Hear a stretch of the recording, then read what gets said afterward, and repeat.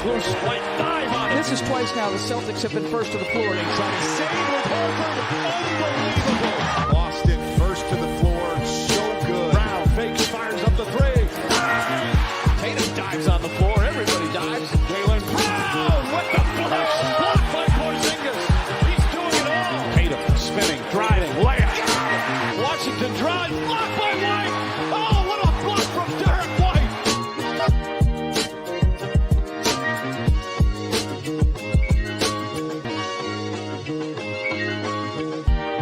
Ben Vallis here with First to the Floor alongside Wayne Spooney and Jake Eisenberg. Here to talk some Celtics, here to talk some Team USA, some Olympics, some Aussie boomers who somehow made it through to the knockout stage. I'm still not sure how or why. Thanks for joining us live here on YouTube or later on the podcast feed. Hope everyone's doing well. Spooney, Jake, welcome back, guys. How are we doing? Good question on the Australia team. Yes. Yeah, how? 1 and 2, differential? right? Yeah, 1 and 2. Why is probably the better question because I'm not sure we want them to embarrass us on a national stage potentially, but we'll get into that. You guys, Spence. Landale's got Jokic covered, boys. You got nothing to worry about. It's jock the clock, as you might Jock say, clock. Jay. That's right. All right, well, look, before we get stuck in here, subscribe to the First to the Floor YouTube channel. Hit that like button. Help us fight the algorithm and put this show in front of more viewers. Here's something we haven't asked for in quite a while. Follow us on Spotify, or even better, leave a 5-star rating and review on Apple Podcasts. That's actually huge for the growth of this show. It tells Apple to recommend the show to more Celtics fans. If you can do that, we'd greatly appreciate it. Join the Celtics blog Playback Room, playback.tv/Celtics blog. Jake, sort of up in the air as to whether or not we're going to have a live stream for Team USA. Is that right? So it's in fact not up in the air, and I just can't read properly, and it is going to be streaming live great. on Playback. So 5:30 a.m. my time, but 10:30 p.m. I think. Actually, I think you've put it in the notes here, Ben. 3:30, yeah. Yeah, 3:30 p.m. Eastern time. Yep. So yeah, I'll be streaming that one live. Awesome. Yeah, it'll be good. Awesome. Might jump in there with you if I can somehow finagle it with my family. Also, speaking of Celtics blog, and for that Playback Room, it is playback.tv/Celtics blog. Speaking of Celtics blog, we have their best writer right here with us on the First to the Floor podcast. Spooney, you've just put out part 2 of the Summer League Diaries, which I read this morning. Jake and I feature heavily in it. It's great. Well done. Anything else you want to promote in terms of your writing coming up? No, check that out. I got a very Celtics blog's comments are either like none or everyone hates you. But this got one comment on it, and the dude's like, "This reminds me of Fear and Loathing of Las Vegas without the drugs." And I was like, "That is some high praise." So Hell yeah! Please go check it out. Now I'm about a quarter of a way through my next piece on what's next for Jaylen Brown. So Sick. read it, please. Read and comment, please. I beg you. Yeah. And thank you for omitting our rampant drug use from your write-up as well. Yeah, I really that's right, appreciate yes. that. All right, our beloved Celtics, 3 of them at least, were last seen playing Puerto Rico in a game that Team USA did not need to win. Spooney, walking away from this one, are we feeling better or worse about Jayson Tatum in general? I think better. Mainly just because it feels like he now has like a role on the team for sure. Because, was it a pity start in game 2? Is Kerr just kind of making up for it and it doesn't matter? But I think he had, the double-double. A couple of possessions where they really found him when like Alvarado was switch on to him and they got him on the block, which I think is sort of his ideal role on this team is like, okay, if they're hiding somebody on you or, you're setting a screen and we get the switch, we can go to you when one of these smaller guards is on you. Otherwise, you're camping in the corner. Which is whatever. He can't shoot, so I wonder if teams will just start ignoring Jayson Tatum. Like, it seems kind of crazy, but I'm not sure how else you can really defend this Team USA. But I think he's probably carved himself into a decent role. So I'm feeling better, but also like I don't know where this is headed with Kerr. I don't know what he might sit LeBron next game. I have no idea. So. Still not like an amazing game from him, but I thought very solid, positive. Like he built on the second performance. So I think his best game it's 1 out of 2. So definitely, I think his best game. Jake? Yeah, was it Do we feel better or do we feel worse? Steve Kerr, you cannot fool me, dude. I am fully aware of what is happening here. Yes, on the surface, Jayson Tatum gets to start his second game in a row. But Puerto Rico game, did they need to win? No, there was a point differential thing that they did kind of need in order to get like the number 1 overall seed, which has now led them to getting the Brazil matchup. But yeah, Jayson Tatum starting again, finally. Nature is healing. Everything is great in the world. In game 2, Jayson Tatum starts alongside Anthony Davis. Game 3, though, he starts alongside Joel Embiid. The terrorist. And this is the terrorism of Steve Kerr. Anyone that gets stapled to Joel Embiid in Team USA is having their plus minus and their overall impact completely nullified. Every other lineup is a switch everything lineup. Where is Jayson Tatum the most effective? In a switch everything lineup like we saw throughout the entire playoffs and in the finals. Joel Embiid lineups are the only lineup where they have to play drop coverage because that guy cannot move his feet and is in not good enough shape to play a switching defense, which leads to Jayson Tatum having to play screen navigation, chasing over the top, chasing Jose Alvarado. It's just something like he can do, but like it's just not as effective as a switch everything lineup with the type of personnel they have out there. So it's like, yeah, cool. Here, Jason, you have to start again. But actually, we're making your plus minus and overall impact look worse. Not to mention the clunkiness of the offense with Joel Embiid out there. Like he stat padded his way to 15 points, a team high for Joel Embiid. But it's just so obvious. Like if you play with Joel Embiid, it's like, oh man, did the kid in gym class? It's like, I'm on so and so's team. I'm in this lineup. You know it's going to be tough sledding when you get stapled to Joel Embiid. It's just making Tatum look worse, and it's really pissing me off because like if he's like. Can we just put him out there with Bam, Anthony Davis, like Derek and KD, and was just like this monster switch everything lineup? I keep saying, we've seen our best defensive lineup ever. No, we haven't. And I would really like to see Steve Kerr not put him next to Joel Embiid. And then also, can we get him next to the other Celtics? We finally got some Jayson Tatum, Derek White minutes, but it was in garbage time. It's like, not only do you start him away from Derek White and with Joel, you can't fool me. Can't fool me, Steve Kerr.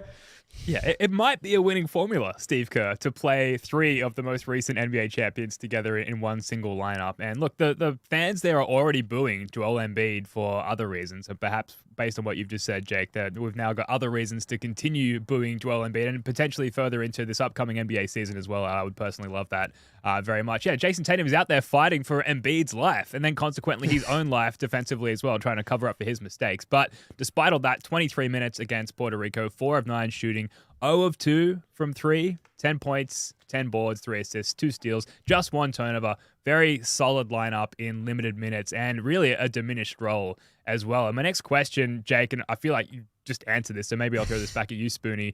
Are we happy with how Steve Kerr is deploying Jayson Tatum? Like, forget the DNPs, forget the minutes. When he's out on the court, how are we happy about how he's being utilized or not? Yeah, well, first of all, like the drop coverage stuff, like playing Embiid, it doesn't make sense, especially with the shorter 3-point line. Like Puerto Rico got whatever the hell they wanted in that first run, like in the first quarter, and they were just raining threes, like Alvarado hitting pull-up threes off the dribble because Embiid's got to play drop, and the pull-up 3 is always going to be there, and it's a shorter shot in the international game, so obviously it's easier. So I guess part of me, like the Celtics homer in me, is like, yeah, give the ball to Tatum. He just played point guard in the finals. He just picked the Mavs apart. He picked the whole playoffs apart. Like, get the ball in his hands more. But then, like, the flip side is like, who are you taking the ball? Whose hands are you taking the ball out of? I mean, Curry's been kind of bad. So maybe a little less Curry on ball, but that seems fucking crazy to say, right? Like, let's take the ball out of this guy Steph Curry's hands. So I'd like to, no, I'd like to see Tatum more involved. I'd like to see him get more post ups and see what he could do on the post more often, because ultimately he's not going to have the best defensive player on the other team guarding him. And frankly, there's very few wings in this entire tournament that can guard him on the block. So maybe a little operate out of that a little bit, especially when Embiid is not on the court. Maybe just get him a little bit more involved, setting ball screens, setting off ball screens, coming off of screens. Like, I can't remember him really coming off many screens. That he's usually setting like a pin down or something, but he's not coming off them ever. So like he is basically functioning like a non-shooting four out there who you hide for his defensive ability, and he's Jayson fucking Tatum. Like it's crazy, man, but it's also kind of the nature of having a team that's this talented. Yeah.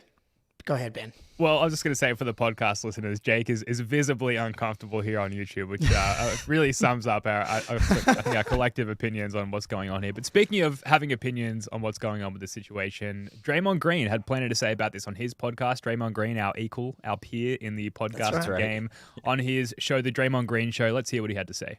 You just don't not play Jayson Tatum in game one of the Olympics. Because pretty much what that is saying is, if I get Jayson Tatum in for 9 to 11 minutes, because no one's looking at the minutes like, oh, this guy played less. Like I said to JT, no, when you win a gold medal, no one cares who scored the points. No one cares who played the minute. Did you win a gold medal or did you not? That's what it boils down to. However, you don't not play Jayson Tatum. That man just won NBA championship, cover of NBA 2K, cover of Sports Illustrated saying cheers. Just signed the biggest contract in NBA history. Oh, and by the way, your reward is sit down and don't play in the first Olympic game. JT didn't play well in the exhibition game. I don't care. Like, it actually doesn't matter. I've never, thought I'd be so in line with my good friend Draymond Green, my colleague, my industry peer, as you said, Ben. Firstly, it is insane, the Draymond podcast in general, but even more insane that he's currently being coached by Steve Kerr. Yeah. Yes. Makes it a little extra spicy. Yeah. So it's awesome, dude. So I thank Draymond because it's just hilarious that this is the timeline that we're existing in on planet Earth, that Draymond Green, the second best player on the Golden State Warriors, being coached by Steve Kerr, is calling out his coaching job from afar, which is beautiful. But he's right, dude. And this is what we've been saying. Like, you don't need to play Jayson Tatum 26 minutes, like 26 minutes for Booker in game one when it should have been 16-10, 13-13. That's always going to be the thing that like pissed me off because he ends up throwing Tatum to the wolves. The defensive stuff I covered, but I'm currently rewatching all the finals games again because one, why not? Because it's incredible. But I'm putting together a bit of a Hauser highlight video for from the finals because I wasn't here when the contract was signed, but man, this dude for 4 for 45 playing as well as he did in the finals. That's the main reason I'm watching it. But watching Jayson Tatum being used, as you said, Spoonie, as a screener, and I think this could be an evolution, like as he gets bigger, as he gets stronger even more, using him in that 5 role, he like screened and roll on, and like you find him on the roll as if he was like Rob Williams out here, and then he just gets to the rim. So it's like you can use him as a screener on this Team USA lineup too. It's like off-ball screens, which he's sprung a couple of guys loose for some 3-point shots. Like he's doing a really good job filling in the gaps, which is what makes him such a great player, and what made it so frustrating that he didn't play in the first place. But like, get him screening on ball and have Derek White and Jayson Tatum run one of the most successful actions in the league. I don't know. Seems pretty straightforward. But yeah, so am I happy with the usage of Jayson Tatum? No. Very interesting to see what happens now that we've got an actual like stakes game, because after they beat Serbia by as much as they did, they pretty much locked up the knockout round. And then so South Sudan and then even less so Puerto Rico mattered. So we'll see what they do with the Brazil game, because that actually obviously has more stakes. Yeah, and look, as far as how Steve Kerr is deploying Jayson Tatum, like, I'm not thrilled about it. I'm far from over the moon. But, like, this was pretty much my take when he was DNP'd in game one. Like, someone has to make concessions on this roster. And the admittedly hugely diminished way that Tatum is being used, I think it's actually an acknowledgement to his true versatility as a player. That, like, we can deviate him from his standard role the most without impacting the team the most. Where any of these other guys, Durant, Curry, LeBron, they kind of have to stick within those roles and play their game. I don't think that they're as comfortable deviating from their standard role where I think Jayson Tatum is. So it sucks. Kerr absolutely needs to have a more defined, consistent approach with the way he's utilizing players and the way that he's structuring his rotations. But in general, I think it's a tip of the cap to Jayson Tatum and his overall versatility. It sucks, but it is what it is. And he's got a few more Olympic campaigns left in him to be the guy, I think, going forward. Yeah, and I think you're right that it's a hat tip to his versatility, because it's like you can't ask Devin Booker to do what Jayson Tatum's doing, right? Like Booker has one role that he's elite at, and it's being like a scoring guard. So he's being deployed in that manner. He's a little less ball heavy in this team than he would normally be, but like if he's not doing that, why the hell is Devin Booker on the court?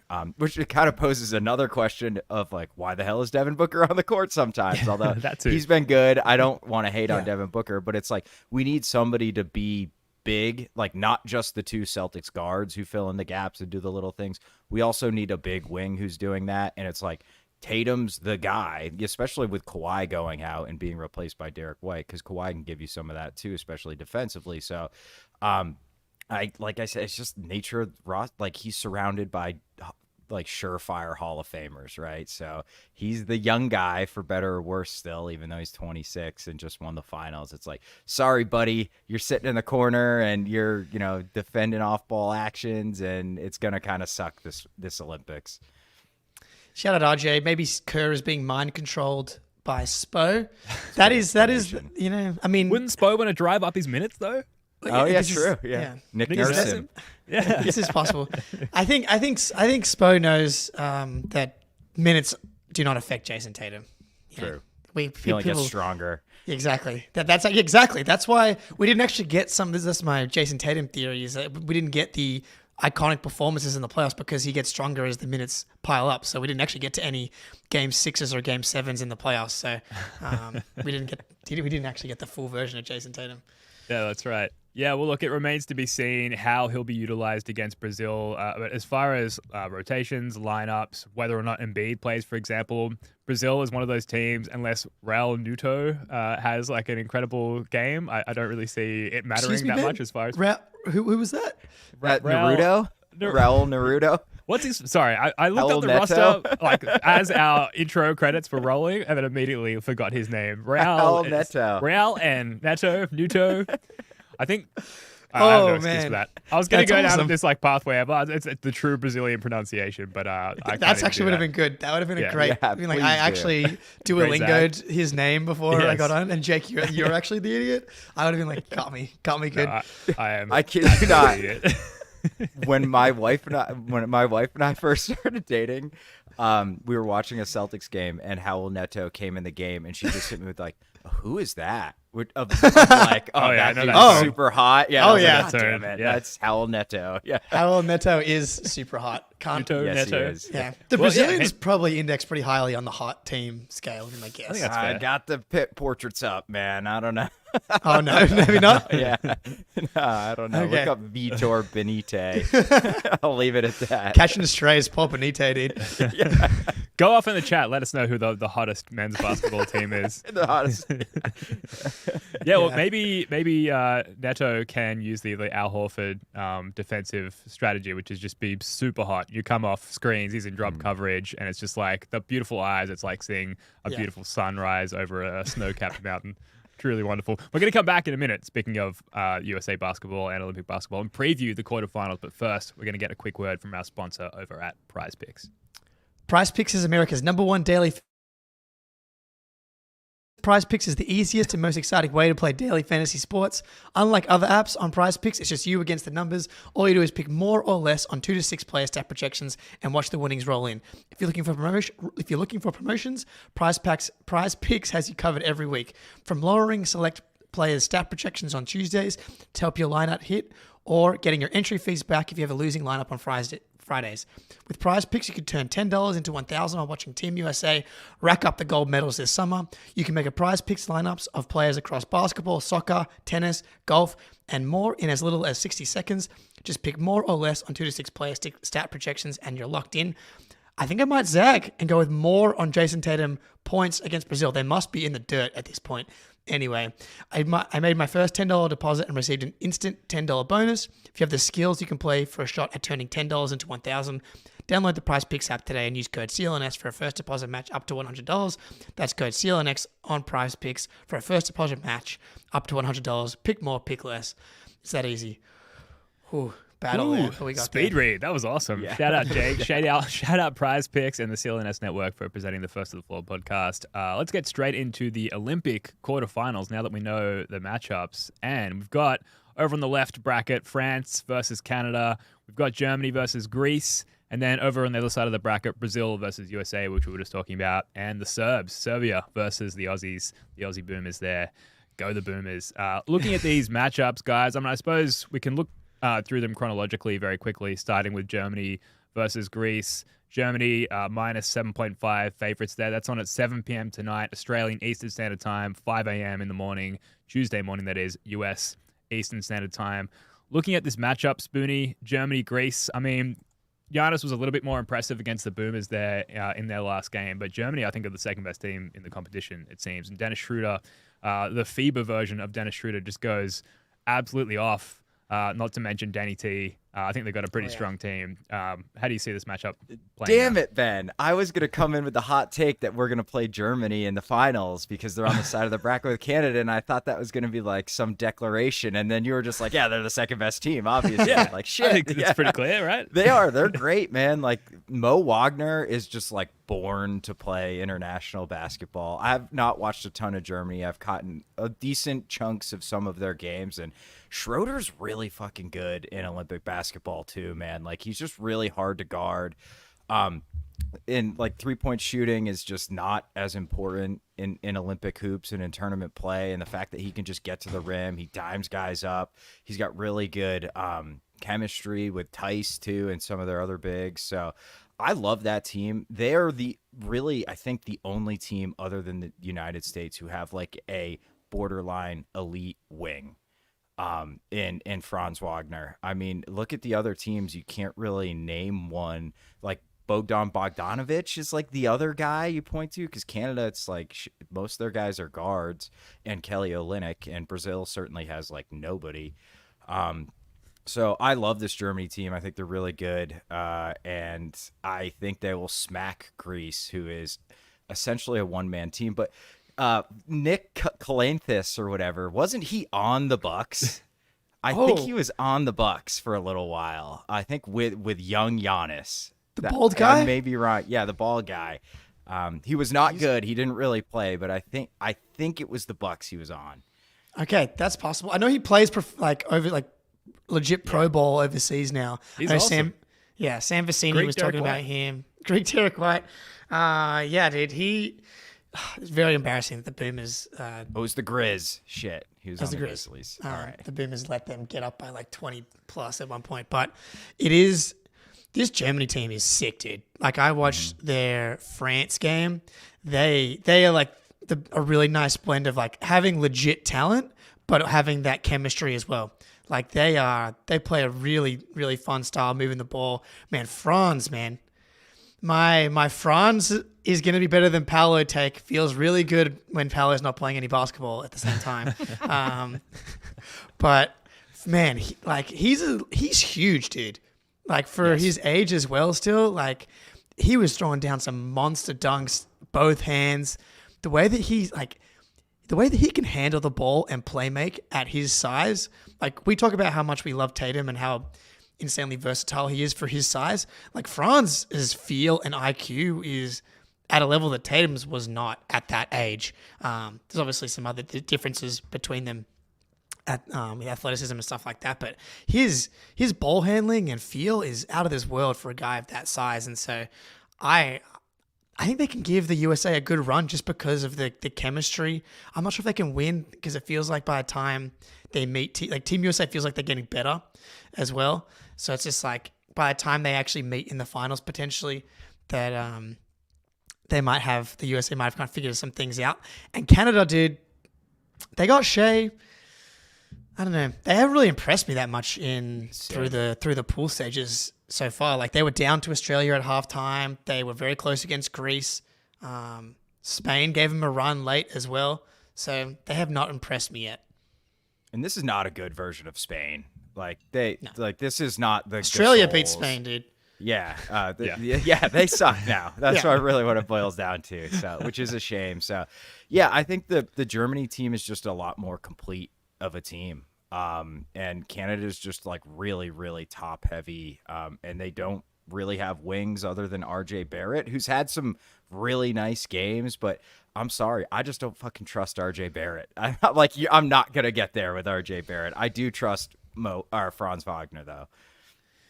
Yeah, so Germany-Greece, that's 5 a.m. in the morning, Tuesday morning, U.S. Eastern Standard Time, 7 p.m. tonight if you're listening here in Australia, and it sounds like our money is on Germany, rightfully so in that one. So the next matchup, chronologically speaking, Australia versus Serbia. Serbia are 6.5-point favourites in that one. That's 10:30 p.m. tonight, Australian Eastern Standard Time, 8:30 a.m. Tuesday morning, U.S. East. I really want to believe that the Aussies can galvanise because they've not looked super connected as a team so far, and potentially maybe they could beat the Serbs if they do galvanize in this one. This is such a young team. Jake has given me a doubtful glance as I say I want to this. believe. So like every game that this young Boomers team banks, it's huge for their collective experience and chemistry. So if there were to be an upset, I guess this is what I'm saying. If there was going to be an upset in these quarterfinals, I'd say this matchup is maybe the most likely. But then speaking of what's likely, it's very likely that Jokic will just pick us apart completely. I do predict a lot of foul trouble for Jock Landale in this one. Yeah, the Jokic part of this is a bit of a problem, I'd say. It does affect it. Yeah. Yeah. Like, Said every team ever playing against Jokic. Yeah. Man, like we after the Canada game was when we podcasted most recently, and we were feeling pretty good about the Boomers, but then they did what they did against Greece. It's like they can't put together a full game, it feels like, so far, and you're going to need to put together a full game to beat a team like Serbia, who not only has Jokic and like some pretty good NBA talent, like Bogdanovic is like Schroeder. It's just when you empower these like legit offensive weapons in the NBA to be like the number one guys, like there's your offense. You know, Patty Mills of 4 years ago, where he's just not the same anymore. Whereas like Giddey and Dyson Daniels can have these stretches where it's like, oh my God, the future of Australian basketball is here. And they can have a quarter where they score like 8 points in the quarter and they have like 8 turnovers combined between Giddey and Dyson. I don't know what the answer is, especially in this matchup, because I've been someone who's like, I think they should lean into offense and go, you know, Giddey, Dyson, you know, leaning into offense with a lineup with Josh Giddey and Dyson Daniels is already, you know. Yeah, we could get Exum out there too. Yeah, well, so we can McVeigh and Exum with Dyson, and Giddey and then Landale. Like, it's like pretty good offense-ish, but then like your size is a real problem. Like you got not just Jokic, but Jovic and some other giant Serbian dudes out there that can like punish you in the post. Like they got smoked by Team USA, but this Serbia team has like the chemistry and the culture built in as well. It would really stun me if Australia got it done. But here's the thing: with tournament play, it's one game and 6.5 point line. That's that the Aussies were 5.5 favorites against Greece, and the Aussies. I feel like the Aussies took Greece for granted. They thought they could come in there and kind of like just win the game, and they were wrong. They shat souvlaki and moussaka and other Greek delicacies down their legs early in that game and never recovered. The cleanup crew did not arrive. Any thoughts on this matchup, Spoonie? I have a really tough time seeing how you guys guard Jokic. And like Bogdan, he's a really good like second fiddle for Jokic in Olympic basketball. And like Jovic can play a little bit. So they're just a lot bigger. You guys, I think, might have the athleticism advantage, especially with like Daniel's really athletic. Exum has lost a lot of athleticism, but he's still fairly athletic and good size for a guard. But I just, man, Jokic is just such a unstoppable force, and you need like that's probably why Embiid is on the Team USA just for that matchup, even though he got absolutely obliterated. But I just don't. Like if Jock fouls out, then what happens? Or if he's in foul, you know what time it is? Early. Do up, breathe, baby. Do up time, baby. Man, there was a moment where I was calling for both Dellavedova and Duop because when we were getting the shit kicked out of us, and Duop came in and the Aussie started playing well, but it didn't really have anything to do with Dewup. And then he had did it? Or did it? Yeah, exactly. The Neemias Cater net rating effect. He just happened to be out there when the rest of the team started playing awesome. Dewup Reith then had 2 just disastrous possessions where he threw the ball behind his head, turnover. But he is big, so that's true. That's a fact. He's very big. That's something. Size. Yeah. All right, that game's 12 hours from now. Go the Boomers. Next on the matchup, chronologically speaking, Canada versus France. Canada are 7.5 favorites. This is on at 2 a.m. Australian Eastern Standard Time, midday US Eastern Standard Time. I think this is the spiciest matchup. Spoonie, of all the quarterfinal games, Wemby versus a really talented Canadian team.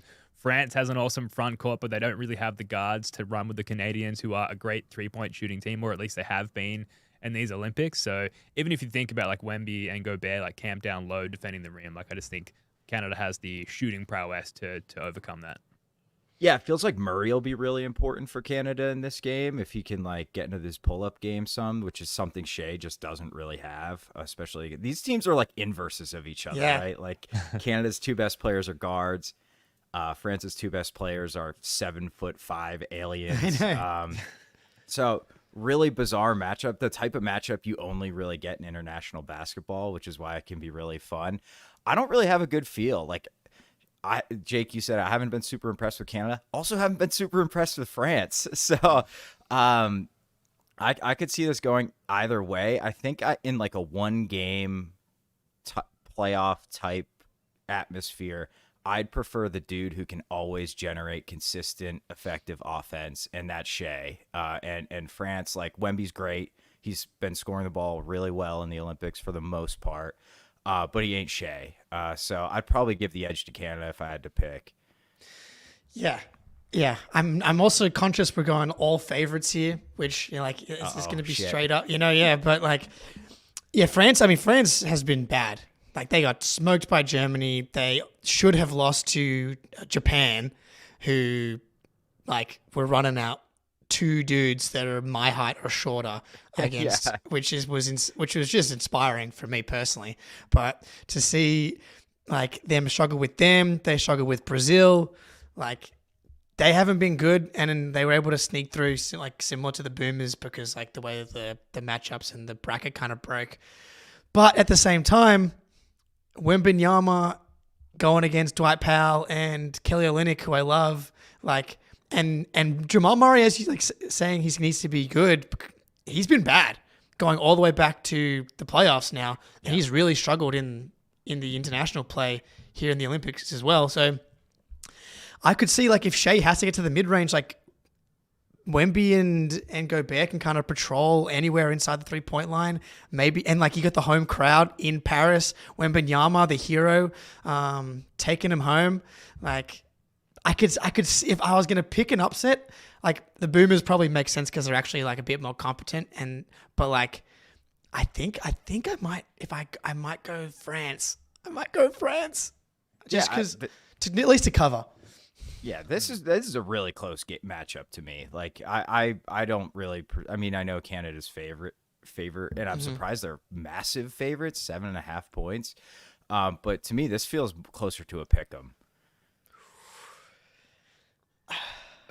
Fan? I gotta go Canada. It's kind of like what you said, Spoonie, where who can generate the most consistent offense, and it's just Shea. He can just get to his spots and score, not at will, but quite easily, I think. And I don't think that what France has to offer, especially in terms of perimeter defense or a lack thereof, I just don't think they're going to be able to stop him. If you're a Nuggets fan, though, Jake, are you looking at this whole Jamal Murray situation and kind of shooting yourself a little bit? Because he's been pretty bad, quite incredibly bad. Actually, I messaged my mate Dice before who's part of First to the Floor Law and a notable Denver Nuggets fan. I asked him about this. He said, I don't really care about Jamal Murray that much. I would love it if he's healthy, but I also think Jokic carries him, which is interesting. He goes on to say he'd be curious to see what the Nuggets look like with Bruce Brown instead of Jamal Murray. But I'll stop reading that because it gets crazier. But yeah, do not stop. Come on. Oh my God. It's true. The fact that Jokic does carry all these guys. I've been someone who has not been a believer in playoff Murray, bubble Murray. I think he had an outlier shooting series in that Utah series in the bubble, and can be a crazy shot maker. Like, see the game in Boston last season where he was like 7 for 9 on like contested deep 2 fadeaways, like absurd. But then throughout the playoffs, like he's kind of like not that athletic. He's never made an all-star team for a reason. Like, he's good. Clearly he's good. But now we've gotten a pretty extended stretch here of him not being that good. Like, he didn't have a great season relative to like the other guards in the NBA. Like, there was no case for him being anywhere close to an all-star or being anywhere near all-NBA. And he's a guy who's had a ton of injury problems. Like, he had the ACL, hamstring, calf stuff in the playoffs. And that would be what concerns me. He's a little bit older as well, I think. I think he's maybe turning 28, which isn't old. He's Jalen's draft. He's Jalen's draft. So he's turning 28 this season, similar to Jalen. So not old at all. Smack bang in the middle of his prime. But he looks old to me when he's running around out there. Like, but that's kind of the way that he plays, though. Like, and that's also been a case for why he's good, is that he's used to people being able to contest his shots because he's not that athletic, but he makes them with a hand in his face.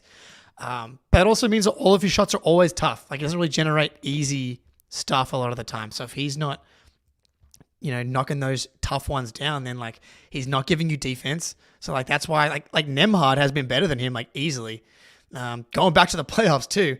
So I'd be concerned for sure, dude, because like at least Tatum looks like big, strong, athletic still, and won the finals. Yeah, which is like a pretty important point. Yeah. I'd be friggin' terrified if I was a Nuggets fan. I wish we had Bruce Brown terrified, but that is insane. I really think Murray he's a big like fulcrum of this game. Like, if he just gets in one of those modes where he goes like 6 of 10 from 3, I think Canada pretty easily wins this game. But he's made 1 3 in the Olympics. He's 1 of 10. Yeah. Wow. Which is like, we're worried about Tatum. Like you said, Jake, like even if Tatum is never a good shooter, he's still like a really, really damn good elite basketball player. Murray's fucking nothing without a 3-point shot and probably without a pull-up 3-point shot. So, but it would be a good time for Canada and Canadians everywhere if this were the game where he found it again. Yeah. At least from 3. Absolutely. Definitely. I'm so excited for these games, man. Because like the group stage games, whatever, like especially in the case of like Team USA, they don't feel like they matter that much. And the teams who are most likely to win typically do. These ones, single elimination, it's like the most meaningful basketball we've had since June now, really. So I'm just so genuinely excited to sit down and watch these games.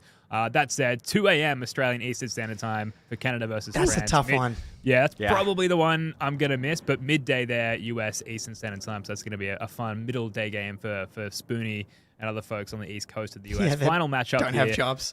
Yes, it also helps. USA versus Brazil. The USA slight favorites in this one, 26.5 point favorites, 5:30 a.m. tomorrow morning, Wednesday morning here in Australia, 3:30 p.m. in the afternoon, US Eastern Standard Time. Definitely getting up for this one. Very excited to see, like we talked about already, and we don't really need to go in too hard on this matchup because we already kind of spoke about it up the top, but mostly excited to see like how Kerr adjusts his rotations and minutes load and things like that, given that these games actually matter and the margin for error is basically not, because if you fuck up and lose to Brazil in the quarterfinals, then do not fly home, go somewhere else. That would be insane. Swim. Yeah. Dude, get some. Sorry, Jake, go ahead. No, there you go.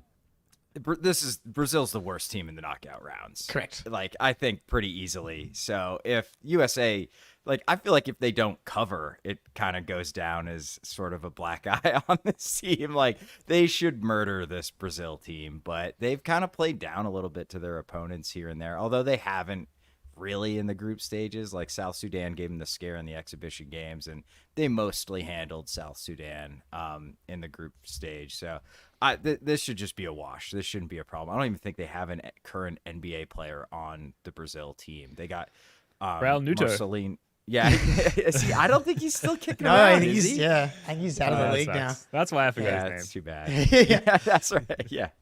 Yeah. Well, Bruno Caboclo's out there. Oh, that's right. Yeah, Bruno. He's still 2 years away from being 2 years I was away. like, a couple years away from getting back into the league. as a development guy. But Huertas got drafted, and I think DePaula got drafted, but I don't think they're in the NBA right now anywhere. Yeah, no. That pool was a joke. France, Brazil, Japan, and I'm missing the fourth person. Germany? Was Germany? Oh, and Germany. So not that much of a joke, I guess, once you add Germany to the pool. But like, yeah, this should be done. But it is going to be interesting. We are going to know because, like, as I said, South Sudan and the Puerto Rico games were not like must wins like the Serbia game was. So when we get the announcement that the starting lineup is Derek, Drew, Booker, KD, Anthony Davis. Oh, I guess LeBron would be in there. LeBron, KD. Actually, let's predict the starting lineup. Okay. Drew, Steph, LeBron, AD. Does Kevin Durant finally like just get into the starting lineup now, as he should? Yeah, I think he does. Probably. Yeah. Right? And I think Steve Kerr even said something to that effect, that they were sort of gradually transitioning him back into like the primary lineups because he wasn't there for essentially like their training camp or their exhibition games. Now that these games matter, I think he finds his way back into that starting lineup. It's pretty clear that it should be Derek White, though. Like, he's just been, like, flat out better than Steph Curry. And it's, like, not even close. But the Derek White burst off the bench has been a real thing. Like, the Derek White, lineup comes in and just, like, knocks the socks off the second team for their opposition. So that's kind of working as well. Well, that would be my wish, right? It's like, that's the starting lineup. And then off the bench comes Derek, Tatum, and Bam as your second unit. And not Embiid. Please, Lord. If those three come off the bench and you have that, that's going to just destroy anyone. Oh, yeah, dude. And I wonder how much, like, it's the Derek White burst and 2 out of 3 games. It's the lack of Joel Embiid. And it's like, holy shit, this is an entirely different team. Yeah. This is incredible. They're flying up the court. Everyone's and the fast. ball's moving. Yeah. And they're switching and they're huge and everybody can shoot. Oh, shit, we're screwed. So, yeah, I think I'd have Booker in there. I don't know, man. Kerr clearly really likes what Booker gives them offensively. I don't know if I agree with that, and I think I'd probably start Drew, but I think I go Steph, Booker, LeBron, KD, and I think it's got to be AD or Bam, but I don't know what Kerr's going to do. I really pick one of the bigs. It'd probably be AD. I would think so. The guys could go out there with no shoes on in their socks and win this game against Brazil. So it's fun to talk about because it's just like they have so many amazing tools at their disposal for Team USA, but it's not a matchup where I think they need to think too deeply about it. But, we're big hoops nerds here, so we're going to go in and talk about it as much as we can. Let's zoom out a little bit and just get to the Olympics in general. I just realized I forgot to upload my awesome medal tally graphic, so we'll have to save that for next time. But just looking at the Olympic website here, who rank it rightfully so by gold medals won, not total medals won. China in the lead, 21 golds. United States of America, second, 20 golds. Australia, 13 golds. First place. We're hanging in there. Jake, you've kind of become our resident Olympian enthusiast. You got any thoughts on how the games are going? I thought it would be interesting to talk about the 100-meter Noah Lyles stuff, just because, like, it's, I don't know if you guys have been, like, watching, like I forgot, like, the progression of how this stuff works. It's like you watch all these guys in the heats, and they progress to the semis and then to the finals. It's, like, kind of cool to see, like, the fastest guys kind of take, like, cruise control in the first heat, and they have to kind of send it in the semis and obviously in the finals. But man, this is like one of the closest races I've ever seen in my life, dude. Like five 1,000th of a second separating Noah Lyles and Thompson, I think his name was, from Jamaica. And there's this awesome Jerry Seinfeld like stand up from like the show where he's talking about, I'll have to get profile here, but like if you're watching on YouTube, it's like fastest in the world, never heard of him. It's first, second, third. It's like they're all like 1,000th of a second behind each other based on their heads. Yeah, the biggest chin wins. Yeah, biggest chin wins. So that was pretty sick. But like, I don't know, the Noah, like, I was very interested by how much NBA Twitter was like getting around wanting Noah Lyles to lose because of his NBA World Champions shit. Yeah. Yeah. Just like if you're not familiar, Noah Lyles is the guy who was like, "Why do the NBA champs call themselves world champions? They're not the world champions." It's like, first of all, dude, nobody asked you about that, so why are you bringing that up? Like, what? It was very random. We asked you how your training's going. Like, what are you talking about? Is he a Sixers fan? That has to be the reason. Probably. This made me realize I do not know the rules of running. Because I was like, oh, the Jamaican dude's leg is clearly over the finish line. But it turns out it's your body that has to cross the finish, or at least touch the finish line. So it was an awesome race. I did watch that. I watched a bunch of the 400 heats too, which were really, I did not expect to enjoy it. Yeah, it's the worst. We used to do it in high school soccer, man. The absolute worst. Bro. But I did not expect to enjoy it as much as I did. Some of these dudes are like real characters too. It's got like a WWF vibe to it a little bit. So it was cool, man. Lyles was very pumped. I felt really bad for the Jamaican dude though. I don't know. Like he just looked so devastated. And he was in the lead the whole time, but it was electric. Like it was, even when they showed the still shot, they're like, there it is, Noah Lyles wins. And I'm like, what the fuck are we looking at, dude? There's like limbs everywhere. Like, what am I looking at? So it was really cool. 3-on-3 basketball, Jake, do we want to get to that? Yes. Because Team USA, disappointing early exit. So can we not just send, I thought we could just send NBA guys, but apparently like the rest of the Olympics, there actually is like a qualifying part. So two things. One, should Celtics Isaiah Thomas and the fringe guys that are like almost in the NBA but not quite, shouldn't they be the guys that are on the 3v3 team? Like I'm trying to think who else is like, one of those veterans that Gordon Hayward. Gordon Hayward. Yeah, absolutely, dude. Yeah. Gordon Hayward, great one. John Wall, Boogie Cousins, Dwight Howard, like these like 35. Joe Johnson probably could still win the 3v3 tournament probably. Yeah, dude. Yeah. Yeah. Get like a send the brewer Big out Three there. League. Yeah. Send the Big Three League. So, but the Scal. interesting Scout probably still good. Send Al Horford's kid. I guess he wouldn't be American if he wanted to. Yeah. But go ahead, Sweeney. I was gonna say, like, I wouldn't say I'm the biggest college basketball fan, but I follow the draft pretty closely. I watch a good amount of college basketball, especially WVU games. I have never ever heard of Dylan Travis, Kareem Maddox, and Canyon Barry, who that guy is not real. Canyon Barry is not a real name. That's not a guy. Like, how is this the team? And then Jimmer Fredette, dude, old ass, washed up Jimmer Fredette. Yeah. Like, this team it's an embarrassment. It makes no sense. Yeah, get IT out there. Nobody could stay in front of him in 3v3, but it's just bizarre to me that you can't find. I refuse to believe these are the 4 best non-NBA American basketball players. Like, there's dudes who just graduated from college last year who would be better than this crew. Also, like in Australia, like we have in rugby league, the state of origin, where it's like the normal league exists, and then there's a 3-game series in the middle of the year between New South Wales and Queensland. And the guys that play on those teams, like the All-Stars, right? The regular teams just like don't get those players for a week or two throughout the season. Ben, you're probably well versed than I am, but I'm pretty sure that's how it works. Like, could we not send Peyton Pritchard and Cade Cunningham and I don't know, freaking Jabari Smith Jr. In the middle of the season to be our 3v3 team?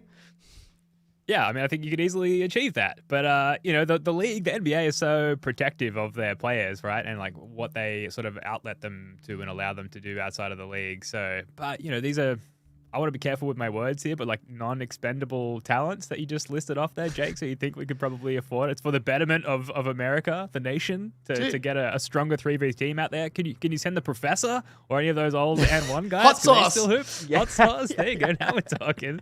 Cadillac. Okay, so if you had to make the best 3v3 team, for example, there's no qualifiers, on the Celtics, like you could send to the Olympics that doesn't include Tatum, Derek, and Drew because they're already on Team USA, who is the 3 guys? Jalen, obviously. Jalen, obviously. Right? I mean, Pritchard, Pritchard. obviously, yeah. He's He killing played everybody. 3v3 for Team USA when he was like 18 years old. The footage dude. is on shit. YouTube, and he fucking balls out. It's He would awesome. kill everyone, dude. Yeah, of course he did. It's street hoops. He's born and raised to play street hoops. I don't know, like, do you go Hauser? Like, just like a dude who can shoot and kind of defend? Yeah, Hauser, like Brissett probably, like, He's can Canadian. oh, true. Fuck. And Not no anymore, longer a dude. Celtic. Yeah, That's right. Yeah. Like, does Jaden Springer not just destroy, like, Probably. this 3v3 tournament, like, with pure athleticism? I have no idea. Like, the Jordan Walsh, can we get Jordan Walsh? I was going to say, how has nobody Shy done man? Walshy yet? Baylor Everyone would retires crush it. injured on the opposition because Jordan Walsh is just out there vibing, destroying Jay- people. Yeah, get Yeah. Neesmith out there. Yeah. Jalen Pritchard and Shireman. That's getting gold, no doubt, dude. Yeah, it's a shame KP is Latvian in this case as well, because you could just post that dude up every single possession. He'd defend the rim. It'd be a perfect 3v3 player. Yeah, USA born, as Jake highlights in our run sheet here as I spout about KP. Any other Olympic thoughts before we move on? I will say that I am finished with synchronized swimming. I think that is a useless sport, a waste of everybody's time. Big deal. You can flap your limbs about at roughly the same time. They're not even that synchronized, by the way. And a bunch of people, onlookers, sit there. The judges make a call. It all just seems like a big fucking waste of time. Synchronized swimming, you're out. Any other sports you guys would omit from the Olympics, or any sports that you would add? I want more horse dancing. Whatever Oh, that yeah, there we shit's go. called. Yeah, Yeah. give me more horse dancing. If you can make another species, like act at your will, that's Yeah, mule impressive. dancing. Yeah. There you go. Let's What other just keep animals can adding we get? animals. Yeah. Yeah. Elephant pirouettes. I did see Snoop Dogg commenting on the horse dancing, being like, man, I just want to make sure they got their carrots and they're all fed and then they're ready to go. I'm like, Snoop Dogg just being the ambassador for the USA is a really It's good awesome. thing for public relations. That's right. But no, I know that the USA, I mean the Australian guy Jack Robinson for the surfing, the Cone Lord, is competing for the gold medal right now. So Awesome. I'll be cracking into that one after we wrap up here. Punch a few and watch the cone Yeah. lord go to work. That's right. Sounds great. All right, well, look, the Celtics have made some recent signings, which we'll get to in a minute. But first, here's a quick word from our sponsors over at GameTime. Game time. I live in the shadow of the newest MLB sensation, Paul Skeens. He's absolutely electric. Pitcher for the Pittsburgh Pirates. I'm looking forward to making the hour trip up to Pittsburgh and catching a Skeens start with Game Time. Game Time is an authorized ticket marketplace of Major League Baseball, which makes getting tickets faster and easier. Prices on the Game Time app actually go down the closer it gets to the first pitch. With killer last-minute deals, all-in prices, views from your seat, and their lowest price guarantee, Game Time takes the guesswork out of buying MLB tickets. We actually just used Game Time to pick up our Summer League tickets, and I just attended a soccer game up in Pittsburgh featuring my least favorite Premier League team, Liverpool FC, all thanks to Game Time. Mo Salah, bald now. I had no idea, but he pulled the Jake Eisenberg yeah, and shaved it all off. Yep. Game Time, it's just super easy to navigate. You can pick up last-minute tickets. They've got flash deals where you save even more with exclusive in-app deals on select seats ahead of the game or event. Zone deals where you can save when you choose a section and let Game Time choose the actual seats. And I think my favorite feature is you toggle on all-in pricing. The price shows up the total up front, no surprises or fees at checkout. So take the guesswork out of buying MLB tickets with Game Time. Download the Game Time app, create an account, and use code CLNS for $20 off your first purchase. Terms apply. Again, create an account and redeem code CLNS for $20 off. Download Game Time today. Last minute tickets, lowest price guaranteed. Game Time. What an app. What a service. Great app. Use that code CLNS, get that discount, do us a solid there, and let the folks over at Game Time know how much you love the First to the Floor podcast. Now, a couple of signings here from the Celtics. We'll be quick because we've got to get out of here. Anton Watson signed a two-way deal with the Celtics. One of our favorite new additions in green, Anton Watson, after being drafted 54th overall, the 23-year-old out of Gonzaga. He averaged 11.8 points, 24.5 minutes in 5 Summer League games, including hitting 35% of his three-pointers and playing solid front court defense. Brad Stevens gave him the green light. He said, yes, sir, hit a bunch of threes. Hopefully that volume ticks up as he hopefully gets some minutes, if not, and obviously in Maine, but also for the Boston Celtics as well. Spoonie, Jake, both of you look like you really want to jump in here, so I don't know who to throw to, but it's obviously this is good news. Yeah, great news. I love Anton Watson. I say this is Spoonie. You go, brother. Yeah. Cook. I believe in him, like his ability to just fit into the context of a team. And if the shooting's real, even if it's only 34%, he just needs to get guarded out there. It's going to unlock his game. Super bullish on him. He's 23. Like, I think he can round into like a real actual NBA player in the next year or two. I love Anton Watson. I wouldn't be shocked if he's on the team and Shireman is not in 4 years. I'll just say that. Oh, we'll see. Well, damn. I'm just saying. I wouldn't be shocked. Because you hate Shire, man. We've established this. I don't All hate Shire him. people, in fact. Yeah, that's right. I hate those hobbits, pesky bastards. Yeah, I'm noticing as someone who's pretty close to Hobbit, you know. So, I was gonna come in hot and be like, is it possible that Anton Watson is the guy that plays more minutes than Walsh and Shireman and Jaden Springer? Is he the guy? Because there's minutes to be had. There's 629 O'Shea Brissett minutes up for grabs. Not to mention the Kristaps Porzingis minutes as well. And Anton Watson could potentially play some 5. As you know, I think he can play a few different positions here. You can play big with him. Is it possible that he leapfrogs his way into the rotation enough where he plays like more than those other guys? If I had to guess, which is all I ever do with this stuff, it's that Brad Stevens would be more excited, more willing to bring up Anton Watson to play in the big league than any other two-way player that he's ever contracted or had contracted for him as a coach. I think that he clearly has flashed the skill set, the necessary skill set to play as a successful role player really on any team, but particularly this Celtics team and the way it's constructed. He ran with that in Summer League as well, which, as we've said many times, in Vegas and since, it's really difficult to make an assessment of these guys and how it'll sort of translate to the NBA. But Anton Watson possesses these like micro skills that I think can be really effective in almost any capacity. So I'm really excited to see him on the court for the actual Celtics, and I would guess that Brad Stevens is equally, if not more, excited. Another player, another familiar name, re-signed, this time on an Exhibit 10, which is like a training camp deal. Jay Scrubb, who tore his ACL in training camp a year ago. He turns 24 in September, and he actually entered the NBA as the 55th overall pick back in the 2020 draft as a rare selection from a junior college, which last happened in 2004, according to Bobby Manning through Boston Sports Journal. He averaged 14.5 points, 3.6 boards, and 1.2 steals per game for Orlando last Summer League. Jay Scrubb, he's going to get a spot here, training camp. Jake, what do you think?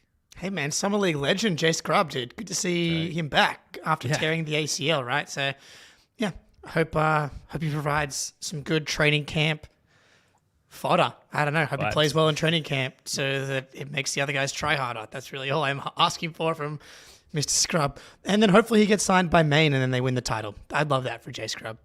Yeah, he's on the Exhibit 10, so he'll get a bonus if he signs with Maine. So I expect he'll be in Maine, which will be great. He'll be awesome in the G League. He's a straight bucket getter. Yeah. I don't think he can do anything else. I don't think that will allow him to make his way into the NBA, but he's going to be electric in the G League as long as he's back and fully healthy.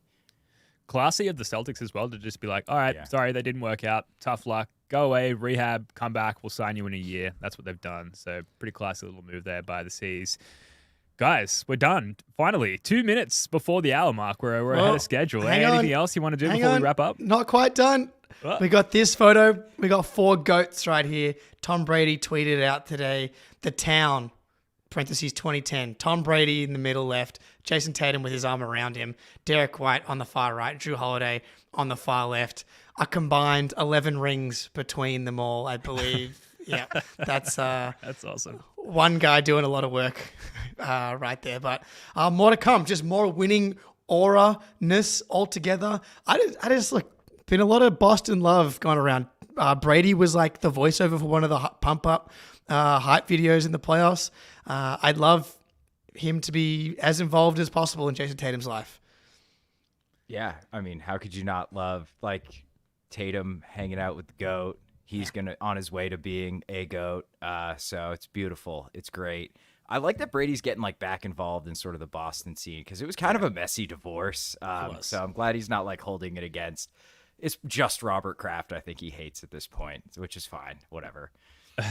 Yeah, I think I'm going to need some time alone with that photo. That is a beautiful thing to see. Two GOATs together, Derek White, of course, and Tom Brady. Right. That's right. You love to see it.